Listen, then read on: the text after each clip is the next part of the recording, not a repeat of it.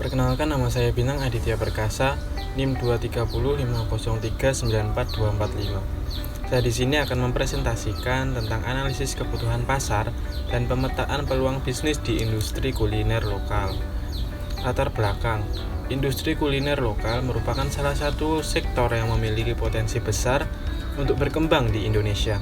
Menurut data Badan Pusat Statistik (BPS), konsumsi makanan dan minuman di Indonesia mencapai 1.425,6 triliun pada tahun 2022, naik 5,8% dibandingkan tahun sebelumnya. Hal ini menunjukkan bahwa permintaan masyarakat terhadap produk kuliner lokal terus meningkat seiring dengan pertumbuhan ekonomi dan perubahan gaya hidup. Namun, untuk dapat memanfaatkan peluang ini, para pelaku usaha kuliner lokal perlu melakukan analisis kebutuhan pasar dan pemetaan peluang bisnis secara komprehensif dan sistematis. Analisis kebutuhan pasar adalah proses mengidentifikasi dan mengukur keinginan, kebutuhan, dan preferensi konsumen terhadap produk atau jasa yang ditawarkan oleh suatu usaha.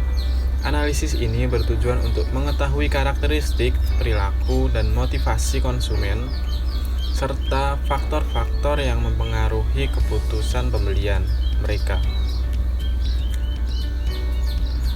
Dengan melakukan analisis kebutuhan pasar, para pelaku usaha kuliner lokal dapat menentukan segmen pasar yang tepat, menyesuaikan produk atau jasa yang ditawarkan, menetapkan strategi pemasaran yang efektif, dan meningkatkan kepuasan dan loyalitas konsumen.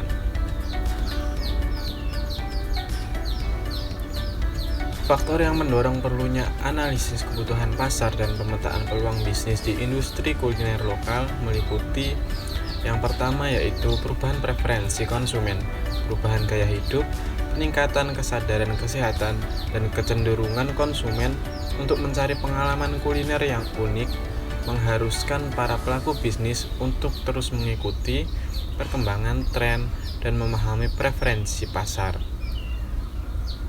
Yang kedua yaitu teknologi dan media sosial.